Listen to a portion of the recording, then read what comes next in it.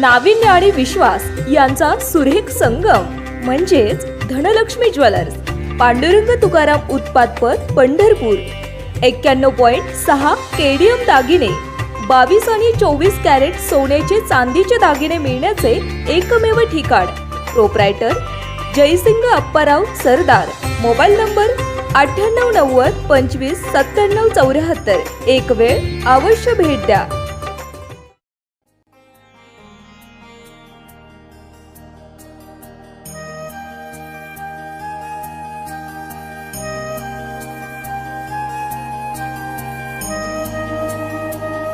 येथे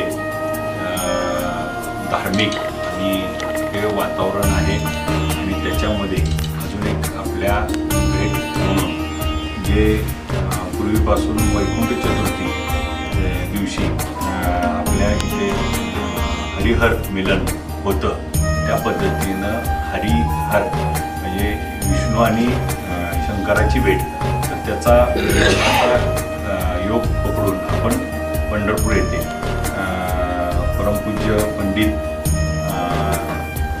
प्रदीपजी मिश्रा महाराज यांची भव्य शिवमहापुराण कथा, जे महाराष्ट्रभर नव्हे तर देशभर आज त्यांचे फॉलोअर्स आहेत आणि त्यांची इच्छा होती की पंढरपूर येथे हा कार्यक्रम व्हावा आणि त्यासाठी विठ्ठल प्रतिष्ठान व आमचे सर्व सहकारी या निमित्तानं तो कार्यक्रम आयोजित करत आहेत आणि त्यासाठी त्यांची काही लोक सोबत घेऊन त्यांचे भाचे समीरजी आहेत आणि 25 डिसेंबर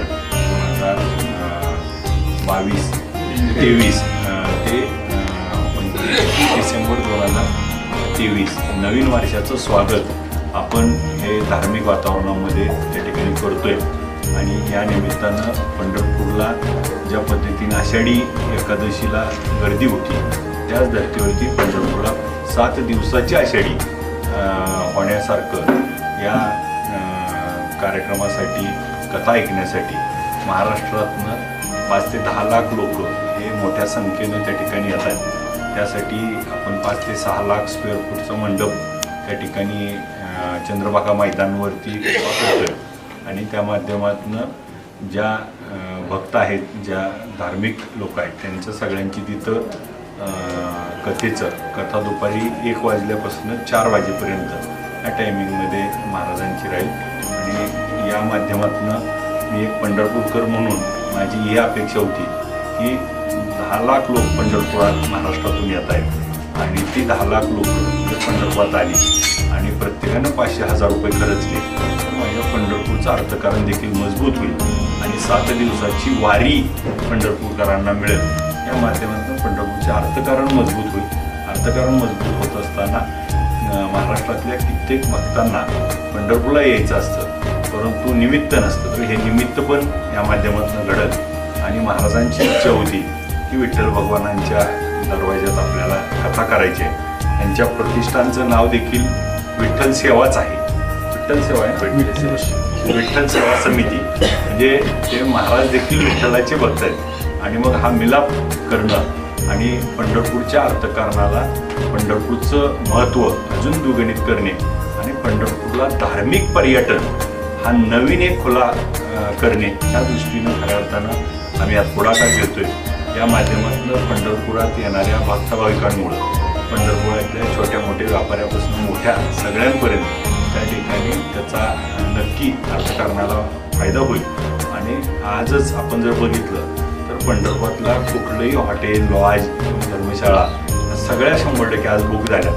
तर 1 महिना आधीच त्यांची घोषणा झाल्यामुळे तर हे वातावरण धार्मिक पर्यटन आपल्या इथं सुरू व्हावं या माध्यमातून आम्ही एक नवीन त्या ठिकाणी एक संकल्पना करतोय की जिथं आपला हा पॅन्डॉल आहे त्या पॅन्डॉलच्या बाजूला आम्ही आपल्या पंढरपूर तालुक्यातले जे काही आजूबाजूला मंदिरं आहेत, धार्मिक स्थळं आणि धार्मिक पर्यटन, तर त्याची सगळ्याची माहिती आपण त्या ठिकाणी लावतोय. त्याचा फायदा असा आहे की नारायण चिंचोलीचं सूर्यनारायण मंदिर हे आपल्या भारतात 2च आहेत, परंतु याची माहिती नसल्यामुळं पंढरपूरला आलेला भाविक फक्त पांडुरंगाला पाया पडून जातो, परंतु ती माहिती लावल्यामुळं तो नारायण चिंचोलीचं मंदिरात दर्शनाला जाईल, मग देगावला संध्याकाळी देवीला जाईल, विष्णुपदाला जाईल, गोपाळपूरला जाईल, मग जिथं जिथं आपल्या इथं आपल्या आजूबाजूला बघितलं तर हे खरं शंभू महादेवाचं हे करतो. तर रांजणीला शंभू महादेवाचं मंदिर आहे, कोर्टीला महादेवाचं मंदिर आहे, आपल्या इथं गुरुसाळ्याला आहे, आजूबाजूला जिथं जिथं आहेत त्या सगळ्या ह्याची माहिती आपण त्या ठिकाणी लावतो. त्याच्या माध्यमातून आलेला भाविक हा फक्त पंढरपूर मर्यादित न राहता पंढरपूरच्या असलेल्या ग्रामीण भागाचं देखील पर्यटन वाढत, त्या ठिकाणी चिंचणीला प्रमोट करणं असेल, आजूबाजूला सगळ्या बाजूला त्या ठिकाणी सगळ्याची ॲडव्हर्टाइजमेंट केल्यामुळं त्या माध्यमातून ह्या धार्मिक स्थळाची ओळख निर्माण होईल आणि मग पंढरपूरला धार्मिक पर्यटन हा नवा पर्याय खुला करावा अशा ह्याच्यातून ही संकल्पना आम्ही आणतोय.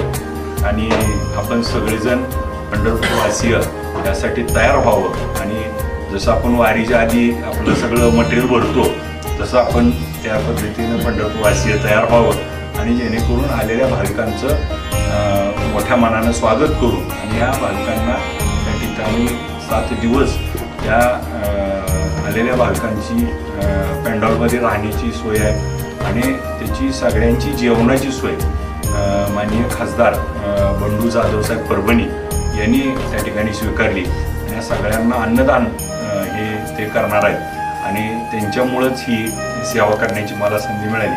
त्यांच्यामुळं महाराजांचे भाचे आणि महाराज हे सगळेजण त्या ठिकाणी येत आहेत. महाराजांना Y+ सेवा आहे आणि त्यांना खूप मोठी मोठी लोक त्या ठिकाणी फॉलो करतात, त्यामुळं त्यांना भेटीला ते देखील येतील. आत्ताच त्र्यंबकेश्वर झाली, जळगाव झाली आणि आत्ता अमरावतीला आहे आणि अमरावती झाली की आपल्याकडे येतील. 16 तारीख ते 20 तारीख अमरावती आणि तिथून झाली की आपल्याकडं 25 तारीख. तर त्यामध्ये 24 तारखेला महाराज पुण्यावरून इकडे येणार आहेत. तर आम्ही आता त्याचं असं प्लॅनिंग त्यांना सुचवलं आहे, तर ते अप्रूव्हल देतील. 24 तारखेला आल्यानंतर येताना विठ्ठल कारखान्याला भेट देतील. तिथं छोटं पोथीपूजन किंवा असं एक कार्यक्रम घेऊ. तिथून पंढरपुरात येतील, पांडुरंगाच्या दर्शनाला जाणार आहे. तर ती नगर प्रदक्षिणा जी आहे तर आगमनाच्या निमित्तानं त्यांची भाविक हे 4 दिवस आधीच येऊन थांबतात. तर ते आले त्यांच्या माध्यमातून एक भव्य असा रोड शो त्यांचा होईल. त्या माध्यमातून एक वातावरण निर्मिती होईल आणि